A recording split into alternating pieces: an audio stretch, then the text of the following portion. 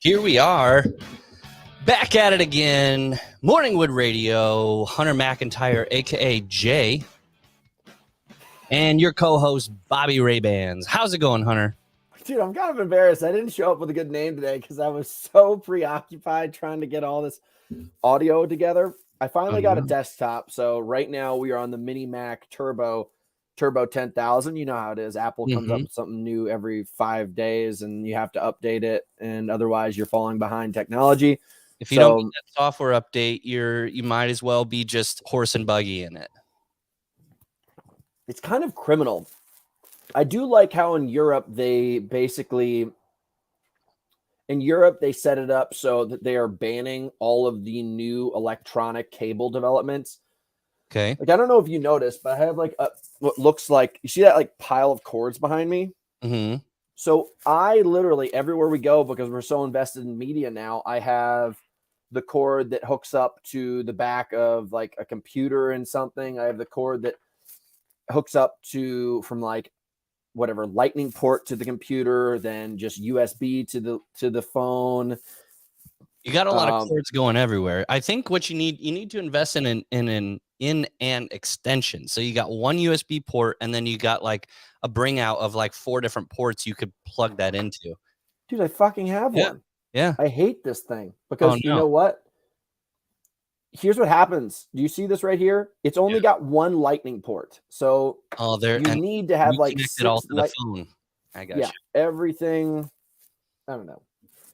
Technology, I don't even understand. Like, I could imagine there's something that I don't fully comprehend, meaning that all of these things need to have a certain amount of metal connection and size so they can pump in through a certain amount of energy through them. Blah, blah, blah, science. But in reality, man, at this point, technology's got to get its shit together because we got to just narrow this down to one cord, one hole. One cord, one hole. Have you seen what DeWalt is doing? No. Like the power brand? Yeah. So you know how you got your USB port and it's like a Squid Games as to whether it's correct. You put it in or it's got to flip over. Yep. What DeWalt has done, game changer, no matter what way you plug it in, it's got a formidable, like, it doesn't matter. It will connect or go the way that whatever you're plugging it in. So the center icon or flap, if you're plugging it in wrong, it will go to the other side. And no matter what, you'll always be able to connect it and it won't not connect. That's great. Why did it take 100 years? It's so they can it's so they can sell you the phone, and then, oh, by the way, we'll give you the phone free, but now accessories are $80 per accessory. It's all about the accessory game. Crime. Damn crime, dude. Hey, can we talk about the episode that was just released by Alex, part 2 Ironman training camp? Yeah. I think obviously, number one superstar right here in front of us, but no big deal. We got 1,000 views. Number one, I think leading co-actor or I think it goes to Kyle with his Drunken Scotsman rendition. Ring ding digga little da do ring dun da da. How the hell did you learn that whole song, man? That was the most impressive thing. It's all those like Scottish Irish jigs that you hear in the late night at the Temple Bar. Dude, have you ever been to Scotland? You did go with your dad. Yeah, we went on a business rewards trip. Went to Scotland, the Temple Bar area, which, by the way, if somebody says, hey, we'll meet you at Temple Bar, it's not a bar. Well, it actually is the name of the city. So you're like, oh, I'm going to go to Temple Bar, meaning like I'm going to Crestline. I've been to Edinburgh 4 times, and the last time I was there was for work, and I just didn't really have the energy to, like, I was on a tour with Puma. We were going around the country doing all these hardcore workouts. Yeah. It was college week. Like, all the college kids were coming in. I have never seen more drunk people in my life. These people hit it so hard. Yeah. I was pumped. I was like, these people are my, this is my blood, but they were disgusting. They just go all at it for all hours a day and night. There's no quit. No. I like what you did with the background, by the way. This is pretty cute. Not gonna lie, almost threw my back out moving that bookshelf. Probably should have removed the books, but I was like, no, I can do this without. And I normally have those sliders that make it real easy. I decided to make it level 10 difficulty. I just kind of like on the ends, like swigged it back and swished it back to where it finally landed. And I was like, you know what? My back hurts enough. I think it'll be good there. Yeah. Well, I mean, that's just a typical man thing to do. There's the logic and then there's the application. Sometimes you throw logic out and you just put in that burly application. You're like, if I just put my body into it, I could just move this thing. Yeah, I was holding it like, ballroom dancing, and I was hugging it around the back and trying to finagle it around. Worked out. I think it looks cool. You know what's interesting? I used to be very, very good with hammer, nails, saws, drills, everything. Because I spent the majority of my youth building forts and trees, like ghetto builds. Like I'm talking about like no blueprints, no levelers, any of these kind of things. Just eyeing it. Eyeing it. And I was really good. I could build anything and I could build it quickly. We were building skate ramps, whatever. So I had lost all of that. I lost like the majority of the skills that I wish I had today. I had when I was younger. Like I was a great musician. I was great with tools. I was great with so many things that really make you like a well-rounded Renaissance man. Yeah. And then I found women and I gave up on all of that. And now I went through that, I don't know, the eye of the storm, whatever the hell you want to call it. I went through that period of time in my life where women was like the most interesting thing in the entire world to me. And now I'm back and I own this cabin and I love it. I'm constantly building things and I'm constantly like, dude, I built this sauna in the backyard, biggest nightmare of my life.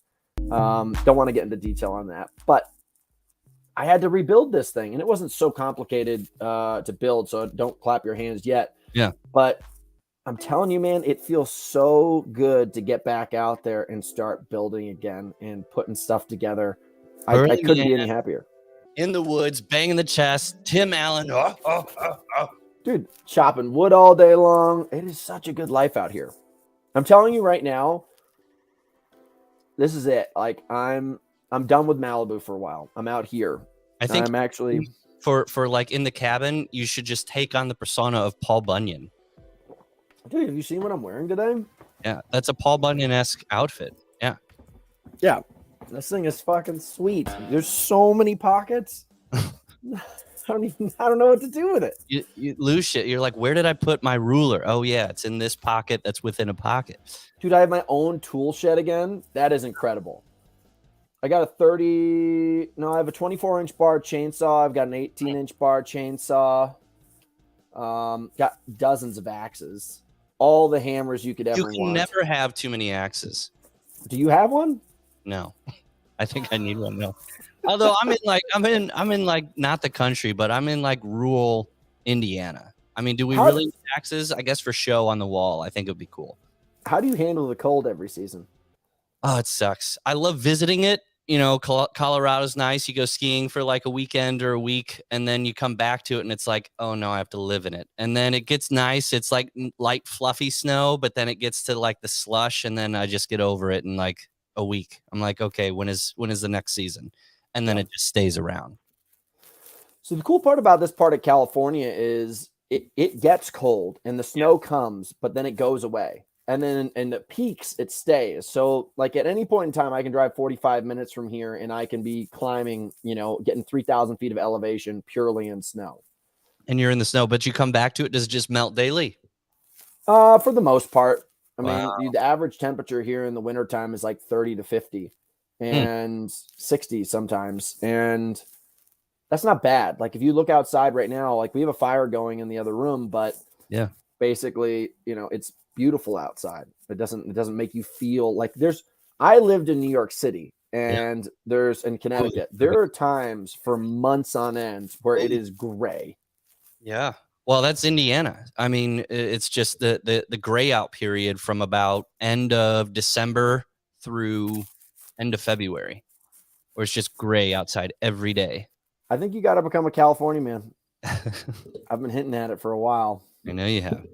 Hey, also, I visited you out there. That was quite the experience. And I just want to say that your cabin, even though you've shot like other videos within there, I was surprisingly impressed with how big the cabin is. Like you walk in and there's like, oh, there's this little room. Oh, there's this other side room. It's nice. Dude. And the best part about it is it's affordable up here. Yeah. It really is. if you took this same home that I have right now and you put it into Malibu, we're looking at $2.75 million to $4 million. Yeah. Jeez. Yeah, because I got like an acre of land. I have 2 driveways. You walk out back and it's just, it keeps on going. You got slack lines, you got punching bags. That's what a man needs, to be honest. Throwing. Yeah. I bought this thing for $280,000. It's crazy. That's quite a steal. It is. Well, dude, it was a COVID buy. It was before this area started to bump up, and it spiked up. I think this thing doubled its value. Like I almost hit $500,000 in its value. And now it's starting to come back down, which I don't really care. Like I didn't get this thing so that I could get rid of it. Yeah. But it's the best kept deal in California, I think. And I try not to talk about it too much. Like my friend Kyle, I think Kyle is actually going to get a place out here in March or April. Okay. Yep. Dude, we're all moving out here. I'm trying to. You guys can be neighbors. Yeah. Dude, so bring each Joe other. DeSena, the guy who was the founder of Spartan Race. Yeah. He was I think it was called Burlington Capital. Okay. Was his investment company. He was living in New York City, had an investment firm, got rid of the thing, quit Wall Street, moved himself to Vermont, Pittsfield, Vermont. Mm-hmm. He bought, I think for like just over $100,000, bought this like big ass ranch cabin. And then he bought the cabin next to it. Then he bought the general store. Then he bought the next cabin, then the next cabin. So he started to buy up this whole town. This is a guy in your town right now? No. This is Joe DeSena, the founder of Spartan Race. Oh, I get you. So he bought this whole town, and now every single year there's people from around the world that come to do the death race, all of these kind of things. And it's kind of like the center hub of all of his businesses. And it's incredible. They filmed a television show there, and like they filmed multiple television shows there. What am I saying? I really want to do the same thing with this town because it's just too cool. I've literally absolutely fallen in love with the thing. Have you found a real estate agent that you really like out there and you're like, keep sending me deals? No, I have my own real estate agent that I've like tried to work with through some deals, and I feel like I have to go local. Yeah. I don't know though. There's a part of me that thinks, and I'm not wealthy. I don't want anybody who's listening to the show to think that I'm a wealthy person. But when you're a person that moves into a small town and you tell them where you're from, like you're from Malibu, or like, you want to start buying up the property, I don't want people to perceive. Yeah, exactly. They're like, okay, here we go. This $300,000 home is now going to be listed for $500,000 because here's a sucker. So I tell everybody I'm from Ventura, California. Like I lie to tell people this because like I just don't want people to understand. So I try to keep myself off the radar as much as possible around this town until I'm just ready to strike. Like I don't want people to know that I'm in their backyard until all of a sudden I'm sitting at the table with them. They're like, hey, where'd this guy come from? I'm like, I actually just bought your home. So is Ventura, California, like the middle class, upper middle class type of a blue collar hard worker type of town where you wouldn't know that you'd be? I'm sure if there's somebody listening to this from Ventura that they're probably going to be upset. But yeah, I mean, look at that. You're looking at this strip of coast, and if you just go from LAX to Santa Barbara, this is like a big strip of coast.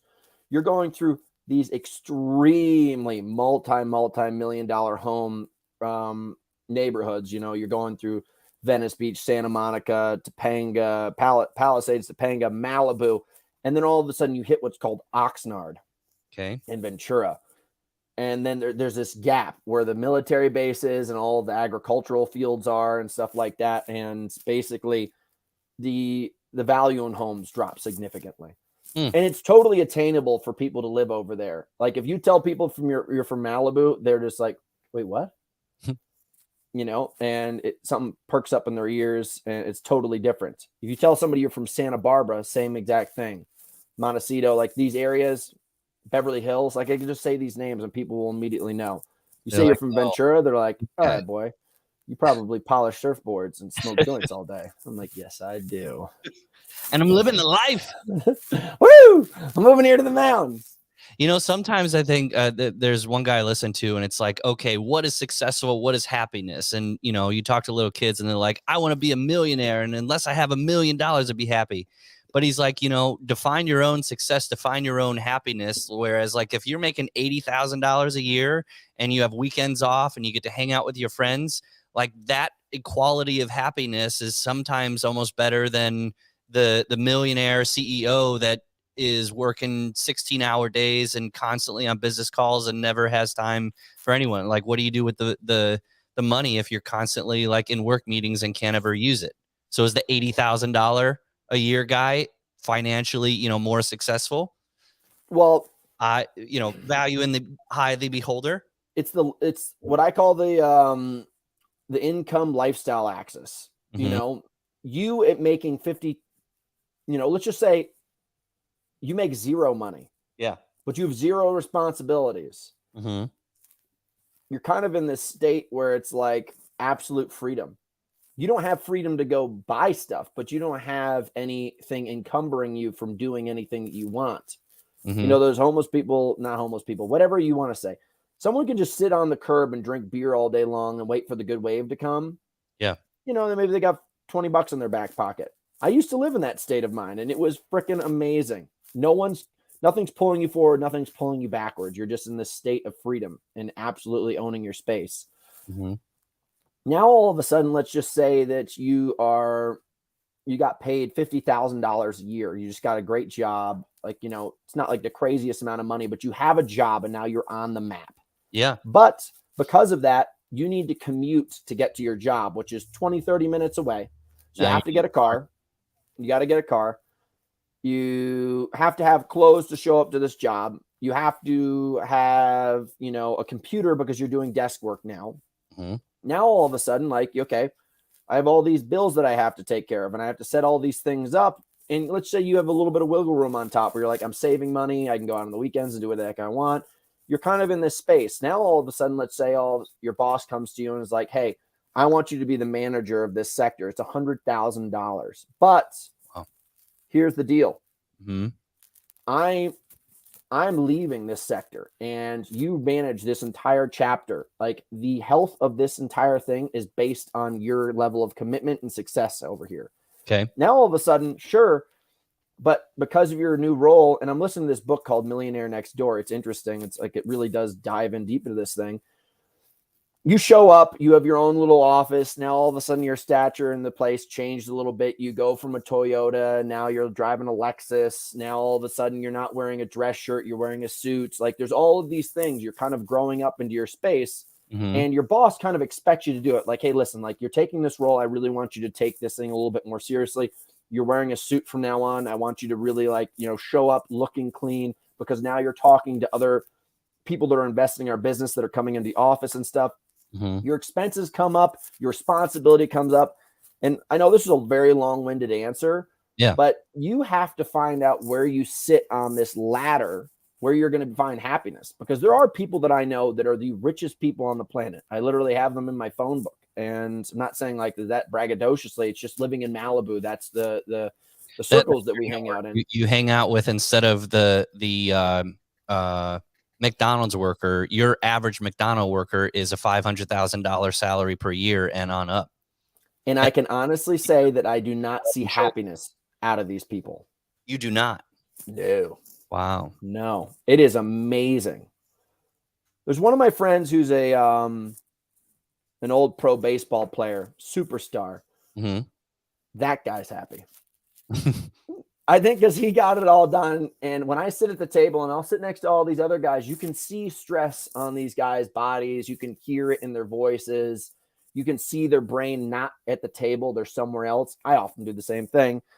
This dude's present. When his wife shows up, he's smiling. When the kids are around, he's giggling. Yeah. And I'm like, damn, that is awesome. Yeah. So I'm not saying that reaching this pinnacle is always going to be bad, but there's definitely a really tough spot. I struggle with myself personally because I'm trying to grow our companies, and I'm always sitting there thinking, like, what could I do next? No. Yeah, I would imagine that when you're sitting there at the dinner table, you are present, you're answering questions, but then you're like, because I do this on a smaller level, but it's like, oh yeah, I got to get that done. Oh shoot, I didn't email this guy, you know. But you're constantly thinking, okay, if I do email that guy, you know, how is this going to affect the business? This is going to grow the business, so I need to step back do a couple phone calls, do a couple emails, because that's going to propel us forward. No. Dude, I just realized, by the way, we get all these funny comments Too young right here. to remember. I don't know that you know how old I am. Friday nights was my jam. TGIF. Let's keep it right here. Tool time, family matters, step by step. Tim the Tool Time Taylor, dude.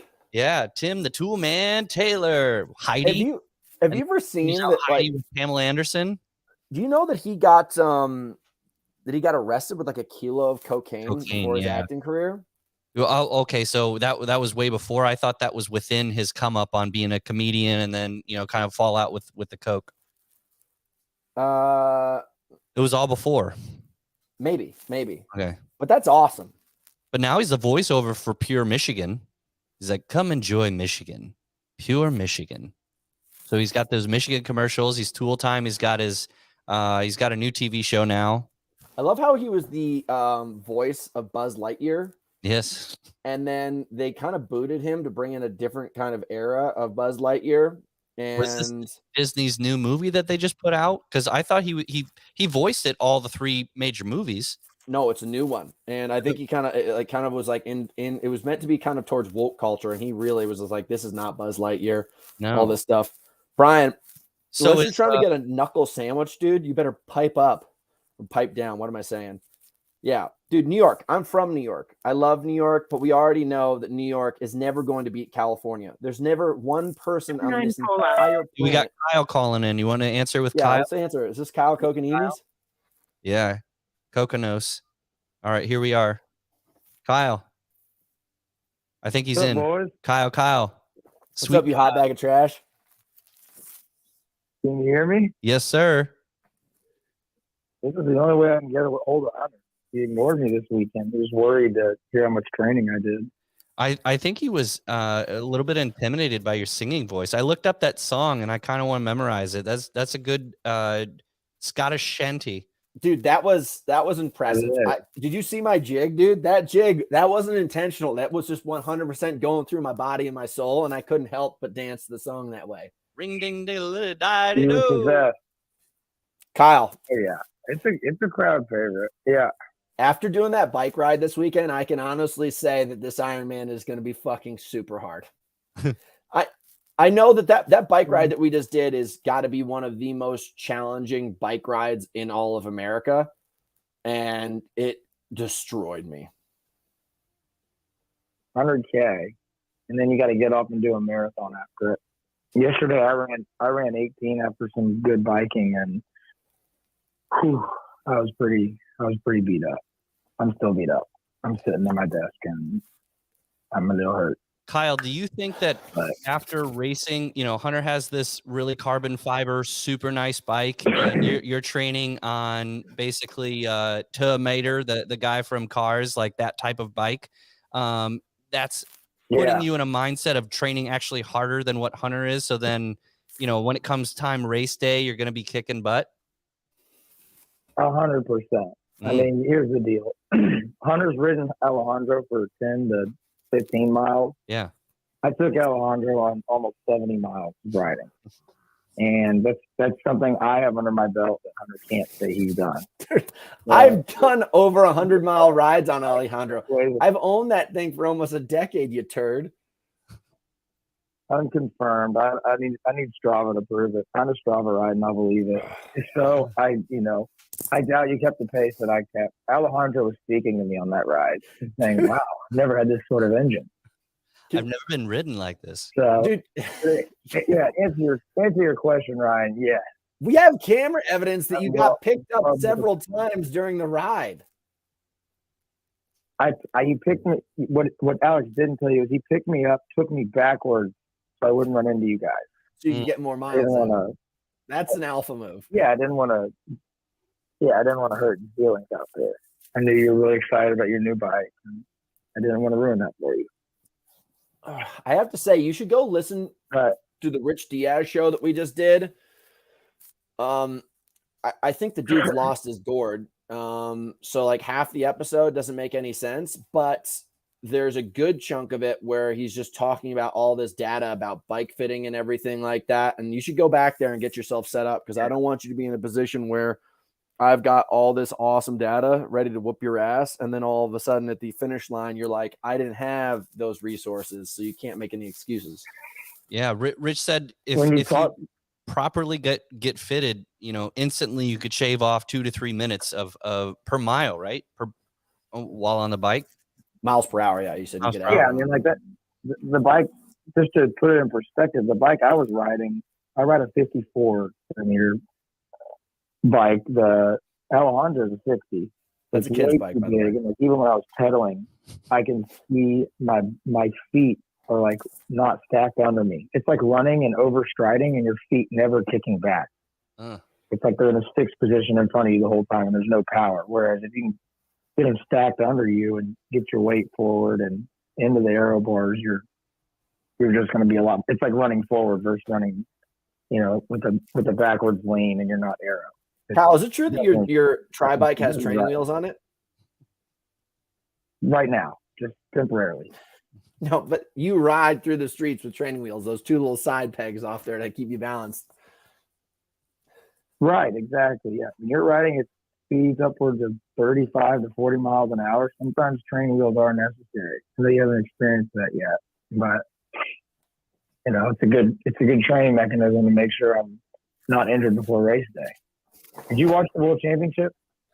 Let's talk about that because that's in my notes right now. Things I really want to get on. Gustavo Eiden from Norway. Dude, what's with these fucking Norwegians? I mean, there's a reason why, Hunter, you're studying. Did you see how he was running after he passed Sam Laidlow? No. So did you see that? Did you see that exchange? So he passes Sam Laidlow. We gave him like a high five. Exactly what time it was. Yeah, he gave him a high five, and it was really cool because Sam came out of the water. I mean, he was leading the whole race, and you're leading. You imagine you're leading for 7 hours of a race, and then, Gustav was just. I mean, he just looked so comfortable running. And I went out for a run that day, just like thinking about kind of running like him, just how composed he looked at 20 miles into it. He just looked really comfortable, but it was really cool to see that exchange. And it was like, yeah, Laidlow can't keep that pace. And in fact, I think they both broke the record. I think even Christian Blumenfeld broke the record for Kona. So they all did. Were they all Norwegians? No. Laidlow's French. But here's what I'm going to try to pose. I don't know if these guys are getting better. I just think that the technology is so good right now. It's alarming that these things. Dude, you know that this girl Emily Sisson just broke the marathon record for the United States with a 2:18. I think the women's record overall is 2:14 worldwide. But dude, like everybody's just breaking records. I would say it's a combination of both. I mean, using these carbon fiber shoes, these, great wetsuits. I mean, but really it boils down to the bike. That's just like way different than what anyone else used back in the day. I mean, I would argue that maybe there were better runners back in the day, or back in the early years of Ironman and marathon and all this. I don't know, but I know the bikes where this generation is making up so much time. It's amazing. Yeah. The bike technology and all that. I mean, they're just so much faster, man. Those guys are averaging 26 miles an hour on the bike for all 112 miles. That's just wild. And I think the girls were at 23. I think that's what Chelsea Sodero was at. Lucy Charles Barkley was like a little faster, I think. Just really impressive. But shout out to Sodero. He won the women's side. Yeah, first American winner since 2002. First mother. Yeah, first mother. That was really cool. And just seeing her family. Kyle, I got a question for you. When are you going to start running in your tri-suit? Good question. I mean, on Saturday I did like a 5K in it, but how bad does it feel? Because it's like it's up in my business. You guys get a lot of chafing on those. I can only imagine just the chafing if you're not used to it. Like I'm gonna running. put some Crisco and maple syrup down there. I always drop it. I always drop it when I'm running. So like I unzip it and I'll either just drop it off my shoulders, put it in my waist, or just have a space. I mean, I don't really normally run in those tight compression shorts that show you grapefruit. I just. But you still got the legs running on, right? short, so it feels better. It's like it's light. It's like running naked. Yeah. I like it. I don't mind it. It tugs on your shoulders a little bit, but if it keeps doing that, just drop it. But I like it. I don't have a problem with it.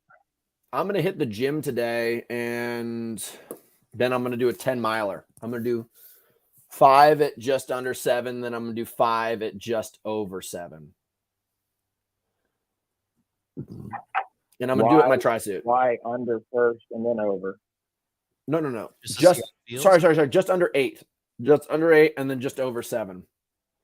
So I'll do like a negative split. I'll do an out and back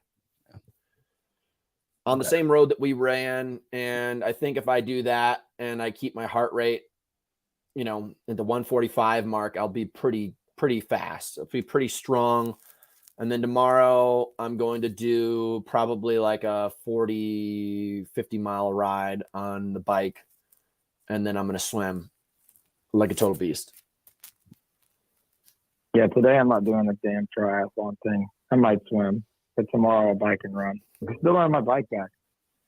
So we'll run some days without my tri bike. Kyle, the next time, are you going to fly your bike out with you too? Do you live in Texas right now? Yeah. Okay. Yeah, I'm in Texas. You should fly that bike Arizona, out. I'll probably. I know. I'm probably not gonna have time to get back up there for the race, but I'm either gonna drive it or fly it for the Ironman. We'll see. Breaking it down is an absolute pain if you don't have the $800 case. So. I'm driving mine out. I know how to take apart my bike also because I'm a grown ass man.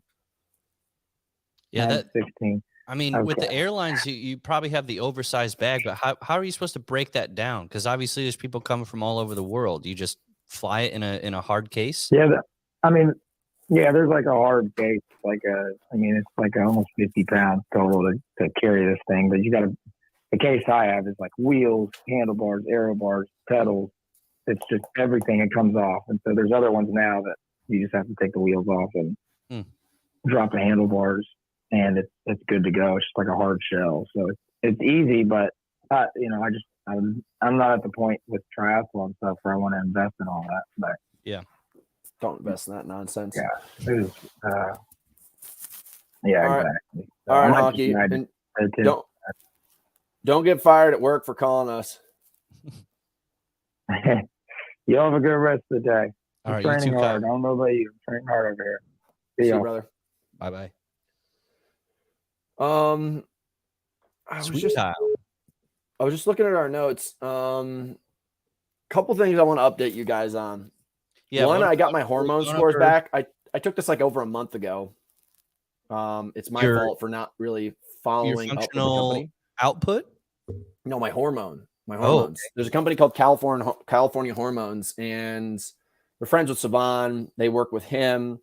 I just wanted to get like some data. Like I do blood work each year to find out. And I got the raw data, and at least I found out my score. Now, this is right when I was in like the peak of my being sick, and I got my hormone score back for testosterone, 562. Last time I got it, 666. So I'm 100 points down. I bet you now that I'm healthy, I'm probably back up in the 6s, low 7s. So I'm going to get tested again now that I'm healthy. But pretty good start to the year. 33 years old. That's not I know some dudes that are in like the low 100s. So how do you increase testosterone just throughout daily sleep, lifting, diet? I see these ads that are coming from me like add this by adding TRT. Of course, that's taking testosterone. Yeah, of course. You can increase your testosterone if you inject more testosterone in your system. Yeah. I'm not able to do that. I will hit the point where I'm definitely going to take hormones. Like, I just don't see why I wouldn't. I think there's a humongous difference between medical science and like the current attitude the current attitude towards like hormone-based science, everyone's like, it's a steroid. I'm like, no, it's not. Like, you guys have to understand that if you guys can increase your testosterone, that you basically can keep your longevity and your youth about you forever. Like, I want to be able to go out there and I want to be able to keep my muscle mass. And I also want to keep my sex drive. And like, I don't want to just become this person who's just like slowly degrading over time. Testosterone is basically the fountain of youth. I don't think it's as like, I don't know enough to tell you whether or not it's a good idea for women, but I think that it's a possibility that they have other opportunities where they have, growth hormone, all these kind of things that they can give you. That's what the company is really known for, is like, there's all of these testings and then they prescribe you things to basically enhance your lifestyle. Well, they would take estrogen. No, not necessarily. And that's why I don't want to speak on behalf of it, because I don't know. But for men, for sure, I know that this is like an opportunity. Like my buddy who, Andrew Hiller, is now on a complete gamut of all of these things, growth hormone, testosterone, through the company. And he's kind of like, they're doing this whole start here and here kind of thing. What happens if you do take these kind of products and how much can it change your life? Yeah, dude, Brian, you cannot take TRT. It does not matter if you have, it doesn't matter if you have a doctor's note. Like when you're in Olympic grade sports or world class sports, you're not allowed to take things that enhance your athletic performances. I think the reason why take it, just not be able to compete on a national level for, the prizes and everything for these world champions. Yeah. Chips. But there's like always this like fine line that's like really dirty. Like Alberto Salazar basically got like pushed out of Olympic sports because the dude was like, almost the entire Nike team was on inhalers and they were all asthmatic. Like, that's not true. Albuterol. I take an albuterol inhaler. I have exercise-induced asthma. Is it stuff like that, or but dude, you're not the top runner in the world. No. Like dude, we all knew that kids with asthma when we were growing up were the kids that could not do the run. They were not the kids that were setting world records and then needed a little something so they didn't get a cough in the middle of it. Yeah. He was always just doing things where he was giving them vitamin injections, like everything at just like levels that were always skating by the level of legality when it comes to, world champion level sport. So, back to the hormone type thing, like I think it's a great idea, but until I'm out of professional sport and until I start to see my natural numbers start to really dump down. And by the way, like doing drastic, like really, really insane levels of endurance training, like I'm doing right now, is taking you away from the opposite direction of like hormone health. You're just basically suppressing yourself always and just riding the line of whether or not you're going to get sick or fall apart. And if you get better and you can just ride this line, you will be able to move through time and space faster. But if you look at somebody who's really trying to increase their testosterone and muscle mass, they're doing very brief periods of weightlifting, very intense, and they're eating very heavy amounts of food and they're moving less and they're sleeping more. And what that does is it just creates this like cocoon type experience for you to gain muscle mass and also be able to become like a total beast. Okay. Don't get into triathlon, especially Ironman, if you ever want to like change those numbers around. I'm doing the absolute opposite. So when I get done with Ironman training, I'm immediately going to go straight back into intense weightlifting and spending a ton of time in the boat to try to see if I can really pump my numbers back up, get my strength numbers back up, and be a beast in the boat. I'll have so much like aerobic work done from this that I can focus more on just technique and explosive paddling for about 3 months. And then after that, then once I get the technique, the strength, everything back, I should be a contender. Fingers crossed.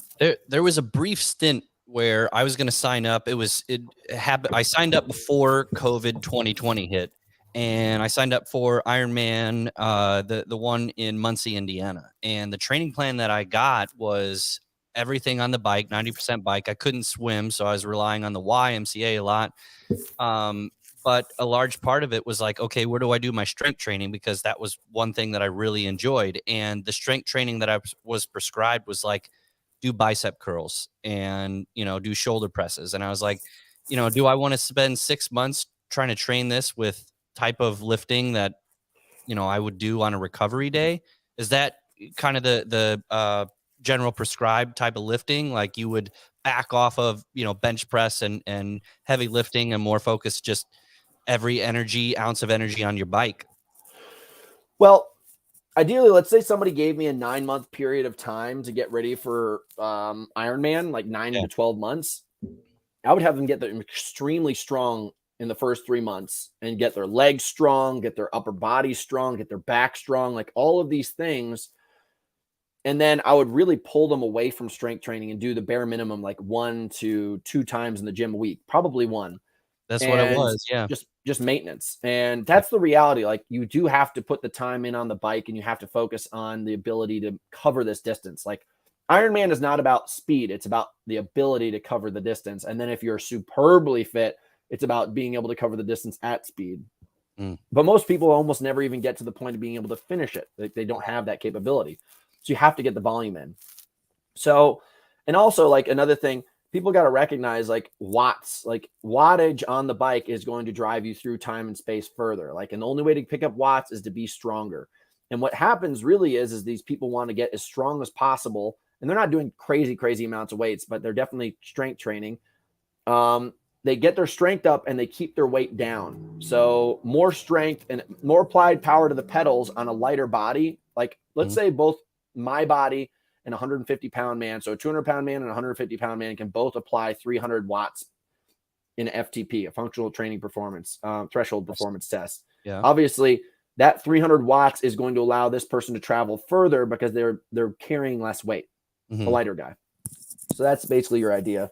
I'm not training the way that you'd want to ideally train for an Ironman. I'm smashing it together in like a less than a 3-month period. And I'm still weightlifting. And once my boat gets here, I'm still going to be paddling. Ideally, I do want to break 10 hours, but I'm not going to sit here and cry if I don't. Yeah. By the way, you have I looked up $25 bottle of Rich Diaz's bet with you. Yeah, I'm going to fuck that dude up. Well, I know the last time you did this training for just a marathon only, typical training program, 6 to 8 months, you did it in 3 days. So this is right on par with, training for an Ironman instead of a year, 6 weeks. Remember last time we talked, Nick Bear, I brought up Nick Bear saying he's the pioneer of hybrid training. I saw his video that he did and he goes, it was on the podcast and it was like right at the start for the teaser, the bumper. It was like, I am the originator of functional athlete. And I was like, hybrid athlete. Hybrid athlete. Yeah. And so, by the way, his Ironman time was 11 hours and 28 minutes. I could do that with a weight vest on. So that's my next target. I'm going to beat Kyle, but I'm especially going to beat Nick. Have you seen what High Rocks is doing? They've added a category along with like the 4-person, the 2-person, the singles. They've added a ruck. With the weight vest. Is that a 20-pound weight vest that they're doing for men? I think it's cool, but I ain't gonna do it. That is crazy. That is crazy. Now, are you putting out there you're gonna beat Nick Bear's time 11 hours this time or just for next time? Without a doubt this time. That is an unquestionable, dude, I could do an Ironman at 11 hours and 28 minutes right now. I could probably break 10:30 right now. Okay. It's really not that, let's just be super conservative. Let's say I got out of the water in an hour and a half. Okay. Let's say I finished the bike in 5.5. Now we're at 7 hours. And then all of a sudden, let's just say I finished the marathon in 3.5 hours. That's your 10.5-hour thing. Like those things for me are all pretty gosh darn manageable. Like I don't have a doubt. I saw him run Leadville 100. Dude, the dude's a beast. The dude does stuff. The reason why I'm all torqued up is because the statement that he made. Otherwise, I wouldn't be out here picking on him. Yeah. Like if you're going to if he's saying he is that person, then you are going to make yourself subject to scrutiny. That's what happens. It's like when they say oh, Kobe Bryant or Jordan, Michael Jordan is the GOAT of basketball. When you accept that position right there, you give yourself the opportunity to be put under the microscope and get scrutinized. So They're going to analyze the shit out of your data. 100%. And I'm analyzing and I'm saying it's wrong. So yeah, we're currently in heavy training, and I want to give people the update. I just did what was called the Grizzly 100. Grizzly. I have my belt buckle. I should go get it to show it to you guys. Let's do it. Awesome. I can riff. What's that? You want to run? Riff. I'm gonna go get it. Let me see if I can go find it. Give me like 30 seconds. Oh shit. No, we can still hear you actually without those headphones in. Someone took my car. It's in your car? Yeah, it's in my car. I heard the car fire up and leave. So those pieces of shit. Yeah, but the Grizzly 100 is one of these kind of things where it is just like, I have to say it's got to be top 3, top 5 most brutal bike races in North America. Per elevation gain, it may be the most intense. It's 100K. You did this before, and I think I have pictures where you and Ryan Fisher were on a podium. Was that the same race? No. It's put on by the same company. Okay. But I did 1/3 the distance. Yeah, I think I did like 20 miles. This race is 100K, and it's supposed to be 60 miles because of some kind of fire burnout. It was 54 miles this time, but it's 8,300 feet of gain. So I have Leadville, which is like really everyone talks about Leadville being such a hard bike race. It does end up being pretty gosh darn brutal with the elevation being up at 9,000 up to 12,000 feet. And if I go to Strava for myself, let's go in here. So Leadville is, by the way, 104 miles, 11,900 feet of gain, and the highest point of elevation is 12,500. If you go to my race, come on, baby, you can do it. I did 56 miles. Okay. And 8,300 feet of climbing. So about 2/3 of the elevation, but in half the distance. Yeah. And let's see here. My highest height is 8,000 feet. So definitely 4,000 feet of elevation lower. But man, I'm just saying it is a brutal ride. I can't even begin to tell you, like, this is your Grizzly 100, yeah? Yeah, it is so burly, dude. Did you get one of these Cubby Bears? No, I didn't get one of those things. Those are for the champions. They beat me by an hour easily. So I thought I saw you have an update. You're like, I flipped over my handlebars, had 1.5 bike tire blowouts. What was going on there? It's such brutal terrain, dude. Like it's not fire road. There is one or two fire road sections, but it's not fire road. It's not easy riding. It's really hardcore technical riding where, like, dude, there's cliffs on one side, there's rocks that you're smashing into and roots the whole way. What's the downward what's the downward type of material that you're or what's the angle that you're biking down the mountain on? So I think it's called something Oaks, 7 Oaks or something like that. That's got to be like a 15 to 20% grade pitch, if not greater. And so are you just riding the bikes I've got my ass back over the seat, over the tire, and I'm leaning back like this, and everyone's like hitting it. I watched a guy fall off a 30-foot cliff, and I had to drag him out. And you did that this time? Yep. Wow. Look at you, just going out, fellow man. Yeah. Jared Evans, I think, just called me a Nick Bear Goggins wannabe. Oh, Jared Evans, I'll punch you square in the face. So you come down, and that's a really tough section. That's where I hit the tree. I hit this section where there was this tight corner. There's a huge cliff on the right. As I'm coming around it, there's a rock, there's the path, and there's a tree. I cannot make the path, like, because it's such a tight corner. I just know if I make the path, the likelihood of me going over the cliff at this speed is too high. So I just rammed into the tree. So this thing spun me back pretty good. So I smashed into the shoulder, and then I keep on riding. I fell off the bike, but I went. And then next thing you know, I'm going through the section. We're now another about 15 miles ahead. The dude falls off. Then I get going, and I'm starting to crank up this big 3,000-foot climb. That's where I got my first flat. I just knew it because there was rocks everywhere. I pinched it, flatted it, lost a big chunk of time there, 10 minutes, changed the tire, pumped it back up, everything. Next thing you know, I don't know how, but I got a flat a second time.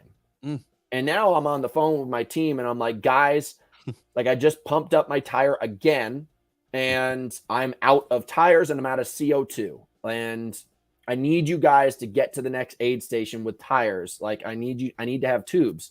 So I'm cranking up this thing and now I'm just riding. All these people have passed me now that I spent all this time chasing down and beating on the hill. Now I'm just screaming at these people. I'm like, tires, tubes, CO2. Eventually, this one lady gives me a CO2. I actually still have it. I'm sorry. I never gave it back to her. I couldn't find her. Oh. But for some reason, I do not know how my tire flatted a second time. I pumped it full of CO2 and then it never flatted again. But then all of a sudden I get to the top and I'm going and I was trying to make up time. So I really worked up a good sweat. Yeah. Now I'm riding through the woods. We get over the top of the mountain and I'm pretty drenched in sweat. My glasses are pretty covered in sweat also. And I'm coming through this section and I'm like, man, these glasses are pretty dirty. I should probably take them off so I could see more clearly. And as the words in my head come out, I hit this root, boom, straight over. I close my eyes, I black out, and I crash hard. And I smash this whole side of my body. I'm all cut up in here. I get up. I'm okay. I had to twerk my handlebars back because the wheel's this way, the handlebars are that way. And from that point on, because I think I hit the ground so hard, I must have just put shock through my body. Yeah. My body cramped up for the next 2.5 hours without always cramping. And I'm trying to ride. My lats are cramping like this. I'm trying to ride. My hands are cramping like this. If I move my leg on the left too much, my quad and my hamstrings start to cramp. I think this is just all part of the process of just doing crazy ass endurance events. But I can tell you right now, I have a race tag still in my room in Malibu that is from the Ultra Velo, the hardest mountain bike race in the world. And I DNF'd at the 70K mark. And it was all of the same feelings that I had again. And I was just begging myself. I was like, please, please, please, please, please. Let me just get through this race. Let me just finish it. We've been talking about this race for 5 years now. I've somehow failed that last one. And if I can't get through this 100K mark, because the one that's an Ultra Velo is another 60K and another probably 10,000 feet of climbing, I would be crushed. But I made it and I beat my time by a significant mark and my goal time. And I'm fucking proud, dude. That's good. That's good. Yeah. But it beat the piss out of me. Yeah. With the throwing over your shoulder. And then, I mean, just mentally, you're like, nope, no matter what, your lats are hurting, your shoulder's probably bloody. You're like, I don't care. I'm finishing. Yeah. Well, I call this bike the Lemon. And I nicknamed it Lemonade during this one because I bought this bike off my friend. It's one of the best riding bike, cross-country racing bikes you can get. And for some reason, it just always gets flats. The rims get dented. It's a light, really, really good racing bike, but it just always has problems. And Christ, it gave me problems again this time, but it made it through, and I'm pretty proud. Up to the name this round. Lemon. You ever think about, trading it for another one that's equal in performance, but just doesn't have this history of lemoning out? Well, I have Senor Ham, Sergeant Ham, Senor Hams. I have him, and I wanted to race it. And my buddy Cass came with me, the guy who sold me the bike. He's like, dude, trust me, you're going to want to have that rear suspension. Senor Ham's a hardtail, which just means it's just all hard ass frame. And when you're doing this many miles, dude, your butthole just, you don't want that. Soft meat back there. All right. So we accomplished it. We beat the race. I have my belt buckle. I am proud. I know this is an update show. We are still heavy into Ironman training. We kind of went through that whole thing. We had some really inspiring results from Ironman World Championships this weekend. We'll definitely bring some more interviews with some other Ironman athletes coming up so that we can give you guys, we can really dig in deep about the Ironman experience. Let's talk about Battle Bunker. We have selected all of the athletes. We are going to release the athletes this week, and we're going to let everybody know some. How many total athletes are there? Men and I'm not going to speak on behalf of that because there is just a couple things that have changed over the weekend, and I didn't review the data. I know we talked on Friday, and it was like, hey, we agreed on this, but trust me, I want everyone to know. I'll give you guys the utmost honesty. This thing is changing daily, all for the positive, but it's changing daily. You know, it's just a very complicated experience, and it's really Austin and I who are running the entire thing. So know that we're working really, really hard on behalf of the company and for your guys' sake to have the best event possible. So we're going to release it this week, all the athletes and their names. One thing I'm really excited about, the next episode we're going to do on here, we're going to have a guest, and we're going to have Matt Mossman. And I made a post about this yesterday, and excuse me, I got the shakes. We are going to talk about the difference between BCAAs and EAAs, essential amino acids versus branched chain amino acids. Send me this article on Keon. What was that all about?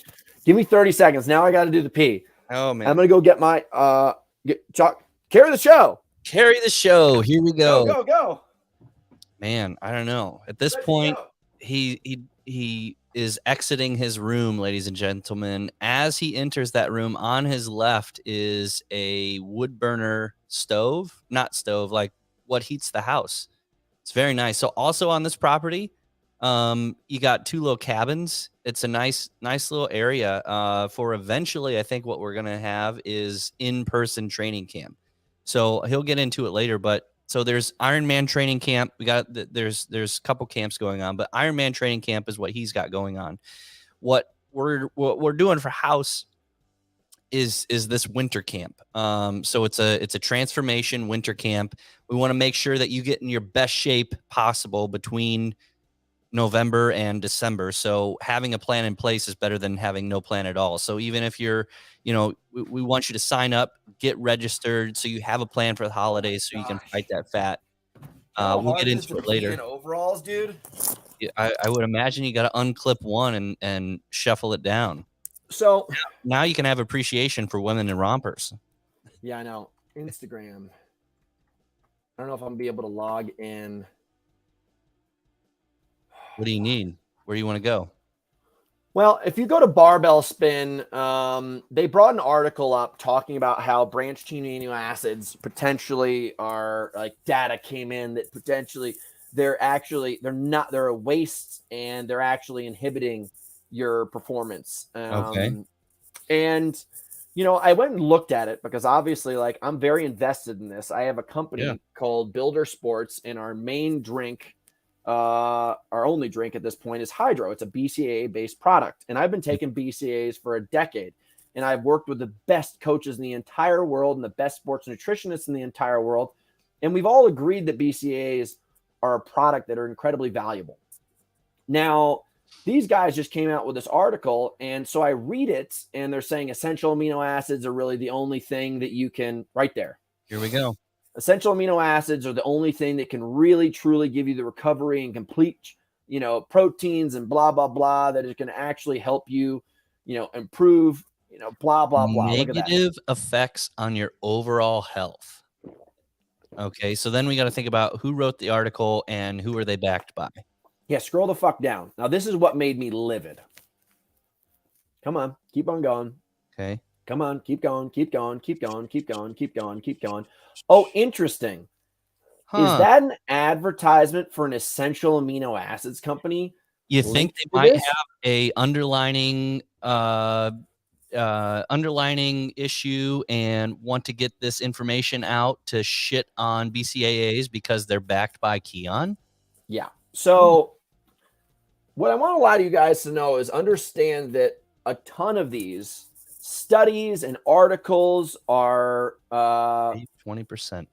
Studies and articles are backed by companies that have incentivized studies, and everybody fucking should be aware of this stuff, that not all studies are 100% geared towards getting the truth, more so the truth that would benefit the people they're paying for the studies. Now, they're going to have the data come out to prove that, that it's easy to skew data. Correct. Yeah. So listen, I'm basically sitting here and I was like, I actually know the founder of this company, Ben Greenfield, but that's it. Like, just because he's my friend doesn't mean that I'm going to let these guys get away with putting out this kind of data. And I don't think this is specifically Ben putting out this data, but this is a crock of bullshit, like world-class bullshit. So rather than me sitting here and just going out on social media and bashing them, which I did, I left a pretty heavy comment underneath this. I said, this is hack job media attached with an affiliate link. I went out and I contacted a top level guy, Matt Mossman, who is the founder of EndurElite, has 100 plus peer reviewed studies in sports nutrition and sports performance. And the dude's got all of these degrees on this. And we are going to go through and we are going to break down what essential amino acids are, what branched chain amino acids are, what the benefits of A is, what the benefits of B is, why an athlete would want to take this or that, why a normal person would take this or that, whatever it may be. My goal is basically not to be biased. I'm going to ask questions and I'm going to let him, because I do not have a degree in this. So even though I don't think you need to have a degree to understand these things fully, I'm going to allow somebody who's really got more knowledge and more professional understanding of this to really go through this. And I'm asking everybody, if you're listening to the shows, guys, make comments in our YouTube section, and please just leave any questions that you have. So what we're going to have is like the counter argument or the opposing point of view as to why they are essential, why this article is extremely biased. I'm not going to try to lead the conversation, though. Okay. I'm just going to ask questions. You're just going to set up the volley. Yep. I'm going to set it up. Yeah. And we're going to try to have a good conversation here, because I think essential amino acids is basically a marketing ploy. And essential amino acids have been around as long as branched chain amino acids have been around. But guess what? These supplement companies, they have 1,000 customers. How do you get them to buy a second product off you? You create new ones, and you create these enhanced ideas of their values. So, yeah. So basically at this point, I'm not going to rant and rave. This is not the show to do it. We're going to probably do it Wednesday or Thursday. He just texted me this morning, and I'm going to get to the nitty gritty of this. But at this point, my main goal is to really clear up the idea of what both of these products do and how they can benefit you, and which one's more valuable to the listener who is an athlete, or more valuable to the listener who is just here for overall health. And, is this article bullshit? And is this the interview that we're going to do with him? Is this going to be like you have to have some previous knowledge, or a person that is generally interested about their health and can come at this like without having any type of like technical background on understanding the ideas? You don't need to have a technical understanding of any of this stuff. I just think that if you're interested in health and fitness at all, and you're somebody who pays for supplements, it's important for you guys to ask questions, because I think the supplement industry, the reason why I specifically started Builder, our motto is building better athletes. And you don't have to, everybody could be an athlete. So I'm just letting you guys know right now, you don't have to be an athlete to take our products, to be totally honest. But I recognize that the supplement industry was basically creating products that were either not good enough to really even make a difference in your life, too expensive, or just overall a scam. Okay, it's snake oil.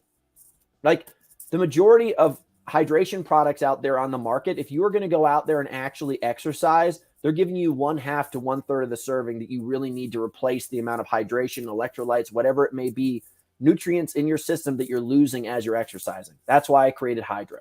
It's a great product. I'm not here to sell you guys it right now, but that was my reasoning behind it. You don't have to like it at all. It's delicious, but you can drink something else. But in reality, guys, I'm just an interested person. I am a business owner. I will be completely honest. I have my own interests in promoting my product, but at the same time, I'm going to try to be without bias in this conversation. And I prefer that you guys ask the questions so I don't have to lead the conversation. If you have interest, let it be known in the comments. Yeah, and I think you would rather have it come to light like, okay, here's what it actually is. You make your own decision. I'm going to take it because I have, personal vested interest. I have Builder, but I want you to know what the science behind it, why I choose to drink this. And if you choose not to after understanding or hearing the facts, that's fine. But at least you're coming from a standpoint of like, oh, here's some actual knowledge behind it. Then you can make your own wise decision. Yep. Done. I like it a lot. I like it. All right, guys, we're going to sign off, but the thing I want to finish with is we are going to have this show. We just discussed it. If you guys have any interest in catching up on what else we've got going on, we've got our YouTube channel that we've been busting our ass on. Alex was supposed to be filming us this morning, but he went out and got drunk with some hillbilly chick last night and never showed back up. Yep. Delinquent. We have Battle Bunker coming up, guys. If you are in the area of SoCal, we'd love you to come visit. If you want to fly in, we've got people coming all the way from Europe and Australia to come compete in this thing. So you guys should take the time to come check it out. Have a great time. We will be there kicking ass. Last but not least, if you've lasted this long, I'm glad that you're listening. What I really want to share with you guys is we have training camp coming up. If you are in the market to change your lifestyle, change your performance, change the way you look, change the way you eat, change the way you feel mentally and physically, I've created a virtual training camp. We already tried one. We already succeeded with one called the Lean and Mean Summer Challenge. And we changed the marketing and the messaging and everything around it because we wanted to serve you guys in a different way. We don't want to be one of these like hot body trim green smoothie companies. We are somebody who we believe differently. We have different roots. We come from a professional athlete background. We recognize the mindset, the action, and the capabilities that come from taking this kind of action in your life. And that's why we're doing the virtual training camp where all of you guys can come into this community, bust your ass, have a great time, break down bad habits, rebuild new habits. And we're doing it all throughout the holidays. Studies all show, guys, that the most weight gain and also anxiety that comes around your physical capabilities and the way that you look and feel actually happen through November, December, and January. Those are the lowest and worst months for people in the calendar year. We are going to fight through that period of time, and we are going to work our asses off together, and we're going to have an absolute blast. With that, guys, you can get a whole year of training in the package, all for a very affordable price.